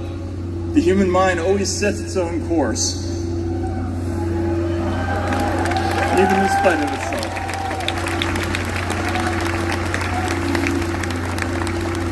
The poet William Ernest Henley explained about a century after the Constitution was written. He said, remember, it matters not how straight the gate, how charged with punishment the scroll. I am the master of my fate. I am the captain of my soul.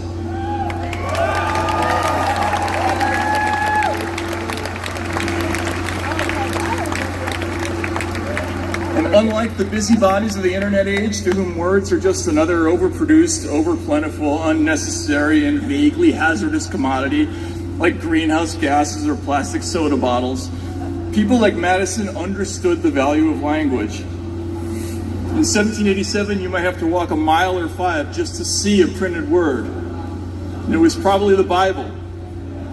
Now, I'm not religious, but I've read the Bible, and of course so did they. They knew the Gospel of John. In the beginning was the Word. And the Word was God, and the Word was with God, and the Word was God. And this was a reference to Genesis. In the beginning, God said, "Let there be light," and the world was born. So for them, the Word was infused with the power of creation itself. It wasn't a small thing. This wasn't just law. This was metaphysics. This was cosmogony. We were a little country run by a bunch of jumped-up tobacconists and corn farmers who needed an ally to withstand the wrath of European royalty. And we got it by lighting a match under human ingenuity and creativity and passion.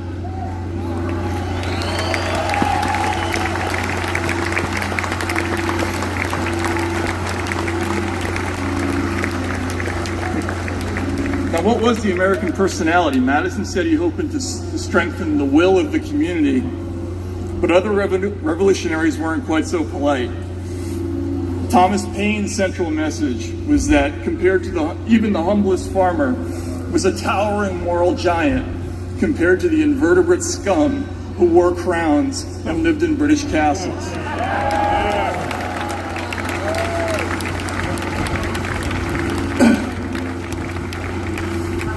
Common sense told us to stand up straight, never bow, especially not to a politician, because, as Paine explained, and I want you all to think of John Kerry and Michael Hayden and Dick Cheney here, men who look upon themselves as born to reign and others to obey are frequently the most ignorant and unfit of any throughout the dominions.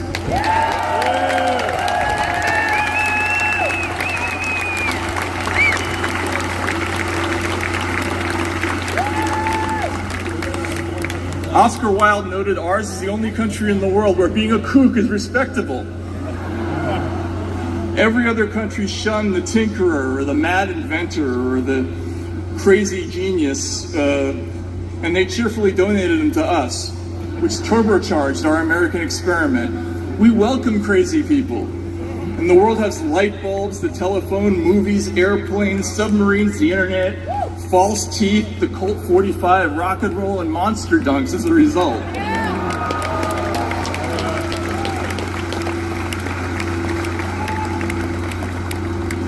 The Wilde lampooned our ignorance and our lack of artistic sophistication and our occasional tolerance for ugly words. Hilariously, he refused to speak at a town that named himself Griggsville. He didn't want to encourage them. But his final observation about us was a supreme compliment. He said, "The Americans are the best politically educated people in the world. It is well worth one's while to go to a country which can teach us the beauty of the word freedom and the value of the thing, liberty."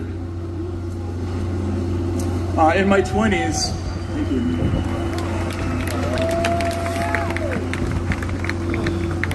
As a young man, I traveled to the former Soviet Union, spent a decade away from America, and I noticed that people from other cultures often had hang-ups about authority. The men from autocratic countries in the Middle East, they were always seemed to be coming up to me sideways and whispering as though they were afraid someone would hear, even if it was something meaningless. They would say, "Listen, my friend, the only good song George Michael ever wrote was Faith." And I'd say, "Why are we whispering?" And they'd say, "I don't know." People who grew up in places with the Queen and their money were class conscious and calibrated what they could say according to who else was at the table. Russians, they were like us. They were expressive and free-spirited and funny, but they're infected with a terrible fatalism, and they freeze around badges and insignias and other symbols of authority as if they have magic power. And over time, I realized I like being an American. For the first time,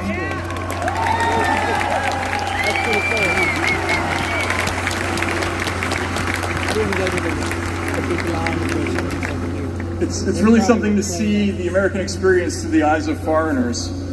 I did an interview once at a restaurant in Moscow called Scandinavia, and a group of European diplomats was having a conference, and they were complaining about a table of loud Americans, the typical ugly Americans, and they sent a young Swedish waiter over to deal with them. And this poor young man, he leaned over to the biggest and loudest of these finance bros who reminded me of guys who dumped my books in high school, so I wasn't sympathetic.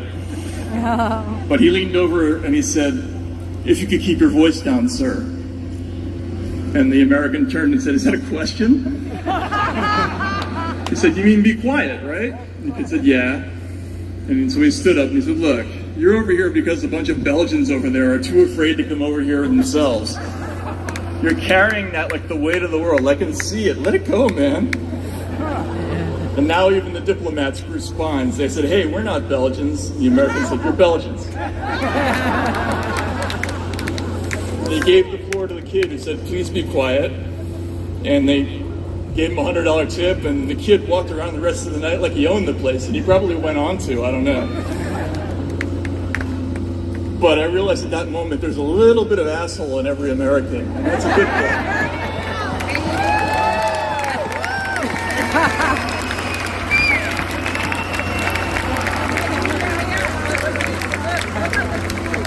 William Blake said, "Always be willing to speak your mind, then a base man will avoid you." And people from other countries have trouble with that concept, but Americans, we're born with it. And by the way, propaganda is the same trick. It's always the same thing as what happened in that restaurant. It's always someone else trying to make you feel bad for their mistakes, for their weakness. Don't go for it. Don't be ground down by it. Our tradition says stand up and give it back, which is why I say that Kerry, Hayden, Cheney, Adam Schiff, Craig Newmark, Reid Hoffman, Pierre Omidyar, Leon Panetta, and especially that Time editor turned self-appointed censor, Rick Stengel, should be packed into a rocket and launched into the fucking sun.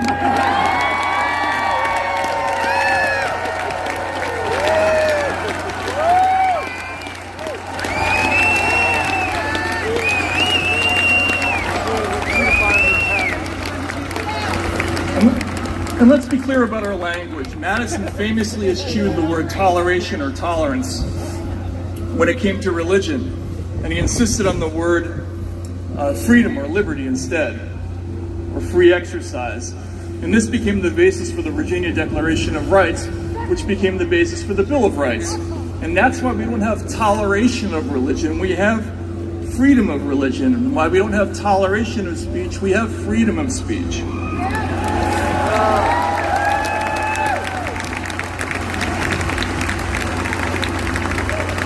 That's using the right word at the right time.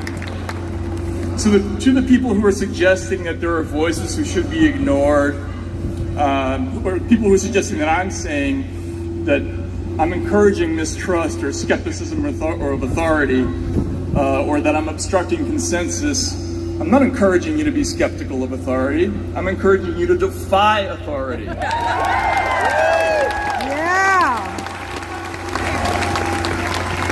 That is the right word for this time.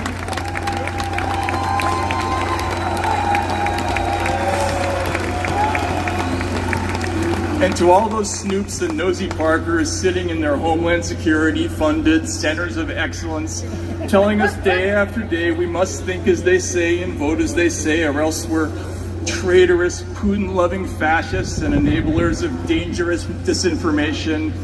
Motherfucker, I'm an American.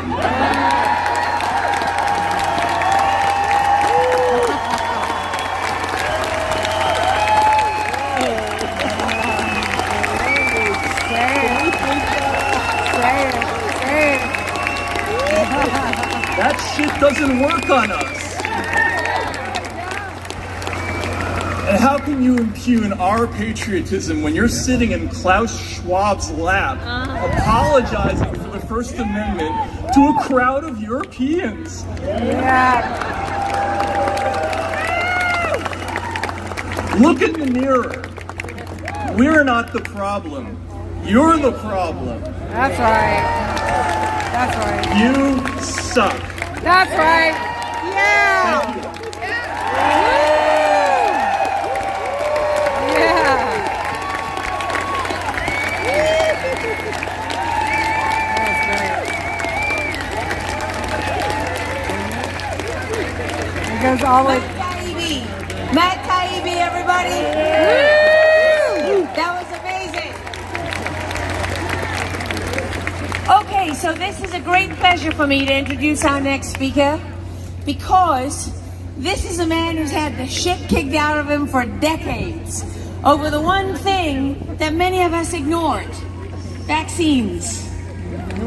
Long before COVID, long before anybody was paying attention, he'd take a little camera and he'd go up to Washington, D.C., and he would do something that annoyed the crap out of the FDA, which was he would film the vaccine approval hearings.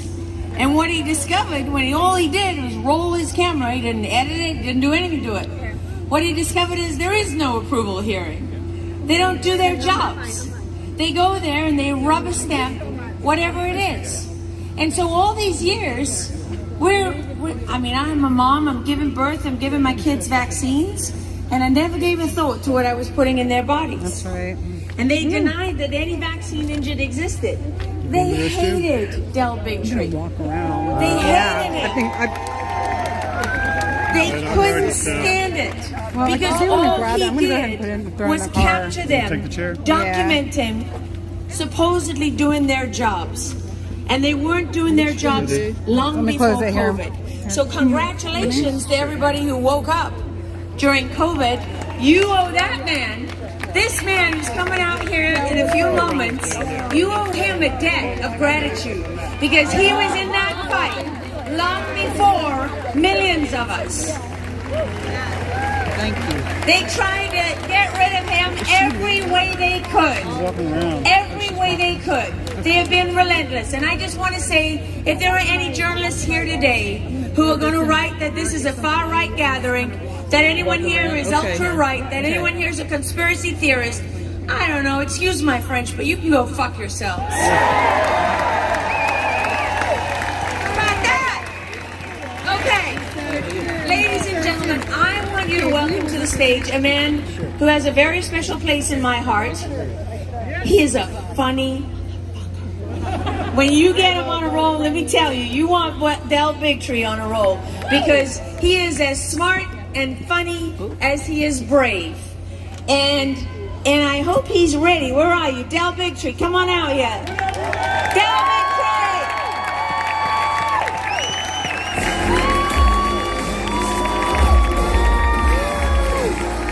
Hello, Washington, D.C.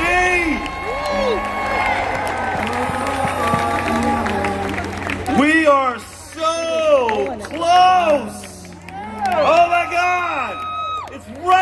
there? You know, when I made Vax, which put me in the middle of this entire crazy experience, a lot of people will credit Vax with having ignited this health movement, medical freedom movement. But the truth is there have been many movies before about vaccines. There have been a lot of doctors talking about it. But every one of them would interview Dr. Andrew Wakefield, and then they would take him out of the movie because he was too controversial. You want to take it or no? He had dared to question whether the MMR vaccine was somehow connected to autism. And for that, he needed to be censored permanently forever. But I decided when I got involved with that film that he was in the middle of making, Andy, we're not going to hide you. I'm going to put you in the film. It's going to be directed by you. And I'll oversee it. And we'll do what Hollywood does, and we will rock the world. But here's what I knew. I knew they were going to attack us. Sorry. I knew they were going to censor us. And that was our entire plan. And now I get to say it. Nice. I said, they are going to be so angry about this movie that the pharmaceutical industry and all of its power over our government, over our media, they will be so angry that they will make the greatest mistake of their entire lives, and they will attack us on the front papers of every newspaper. And that is the day we will start winning this argument. Up until then, the movement kept hiding from cameras, kept saying, oh, they just chew up our words and make us look like liars, and so we're avoiding the press. I said, no, that stops today. I'm going to get in front of every single camera I can, and I'm going to speak the truth every time I can. And let them try to change my words. Let them try to take out pieces when all I'm going to do is speak truth. And that's all we've done for the last 8 years. And what happened? They kicked Vax out of Tribeca Film Festival, which made it one of the biggest media censorship would start. So good to be here. I kind of hoped I would get to win an award before it happened. Nice. But in the end, they kicked us out of Tribeca, and every headline said "baby killers." Oh my God, this movie must be stopped. Nobody should see it. And of course, for an entire year after that moment, every single theater we went to had a line down the block of people asking, "What the hell's going on here?" Because in America, when you try to censor a story, we get fucking curious. Yeah, that's right. And so that swept the world. Millions and millions and millions of people watched it, and a movement began. Actually, a movement was there, but a movement got fueled. And then I met Robert Kennedy Jr. How did you get back here? In the restroom. And it was there? It was there. That was Jesus seal. Well, it would have fell out of my pocket when I go to the bathroom. I love you. Oh my God. I love you too. Y'all say hey to Cowgirl. He said we should probably team up on this. You're amazing. Because I love you so much. I'll talk to you soon. Good information. Let's put our information together and let's work as a team. All right. So this was all filled up earlier. People are sitting on the wall because you can hear all the way back on the wall that goes all the way around the Washington Monument. All of the issues we saw with the vaccine program, all of the lack of testing, we said, you know, it's true that you have not. Yeah, I had to walk around. Oh my gosh. That smells like poo-poo. Ooh. Okay. No, because honestly, we looked. We can't find a single double-blind placebo trial of any of the childhood vaccines that are on the market today. They're kind of quiet. looking for MAGA warriors. Hi, Roy. The Bumbles too. This is amazing, isn't it? Oh my gosh, I'm so glad. That's awesome. You seen anybody else? I just saw Rebecca. I haven't seen Rebecca. Trooper and Sherry and Mags just left. Oh, did they? Okay, okay, very good. The MAGA warriors are here somewhere too. The ones that came down last night. Yeah. I'll see you later, hun. Show me a double-blind placebo trial done by licensure on any childhood vaccine. You can't do it. So instead we'll call Paul. This is the tree. I told everybody to meet me under the tree. Or Peter Hotez, an expert who makes money off of vaccines, that sold this. I'm glad we moved though. That was amazing being right up front. Absolutely amazing.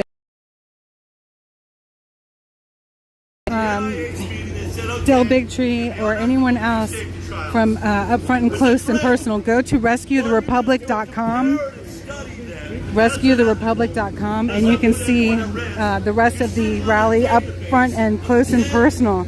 I can't stand up there anymore, so I had to move. This has been amazing. I can't thank everybody enough for being here. God bless you.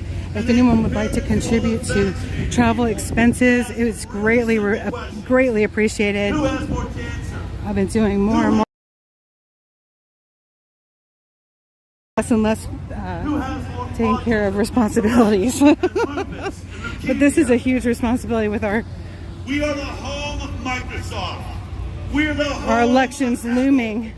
We are now the home of AI just around the corner. This study of all the databases in the world can be done in one day. Every one of you can have the answers to all of your questions. This has been amazing. The day we have to do it, like no one said, we will never. Hello to everybody. God bless each and every one of you. Why? Because I hope you were able to feel the energy through the live stream. do you really think they haven't done that study? Because the comparative study between the vaccine and the unvaccinated. Whoops. All right, I'm trying not to get the live stream taken down, but that's kind of hard to do with censorship and the speaker right now.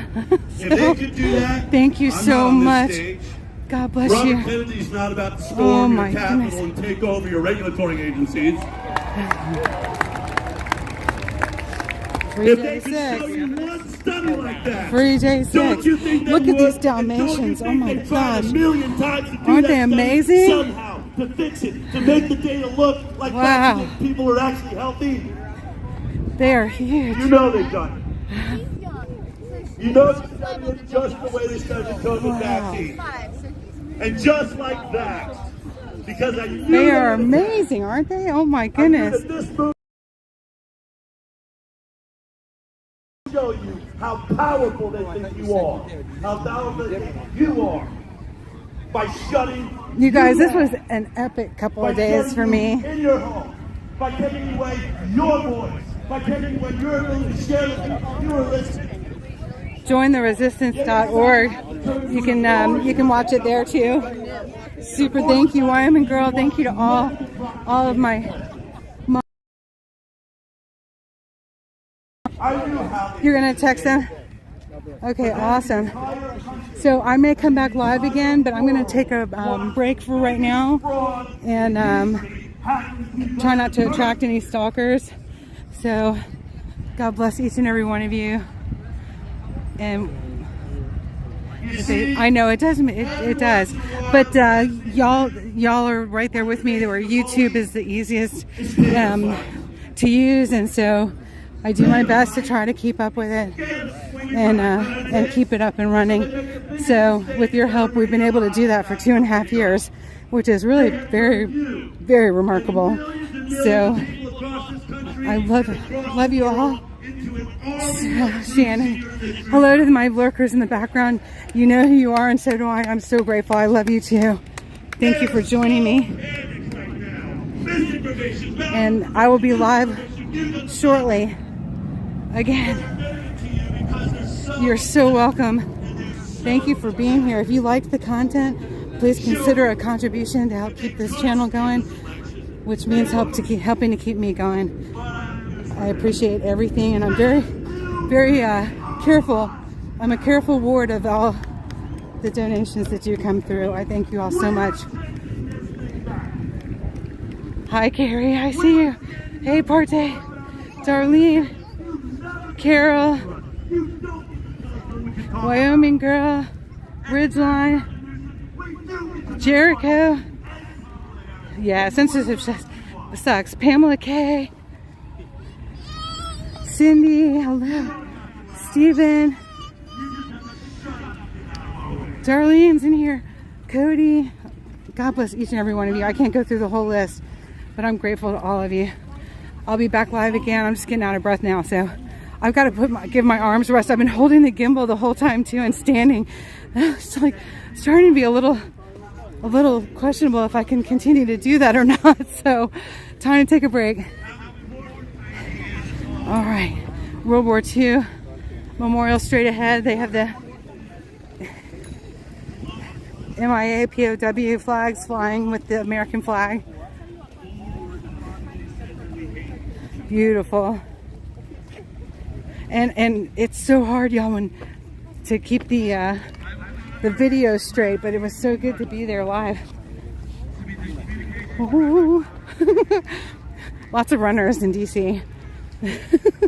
Almost got ran over.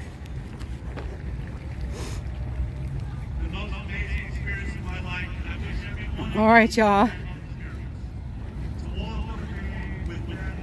I will see you soon. Thank you, each and every one of you. Thank you for the super chats as well. So appreciated. We will be having a Bumbles pajama party very soon. If you would like to join in, you can consider becoming a member, because the Bumbles pajama parties are now for members only. Yeah, I need to sit down and rest for a minute. Maybe put my feet up for a minute. Get a little something to eat, a little potty break. And then we'll see what's next. I may make my way back over there. We'll see. It's supposed to go on until 7 o'clock. I'm going to see who hasn't spoken yet. All right. See y'all soon. God bless you all. I know. So good to run into Rebecca too. And then Cowgirl. I don't know if y'all remember her from Take Our Border Back. And also the People's Convoy is where I first met Cowgirl. And that was really fun to get to hang out with them. I wasn't expecting to see them. I didn't know they were coming all the way from Texas. Oh my gosh. Okay, over and out. God bless you all and glory be to God.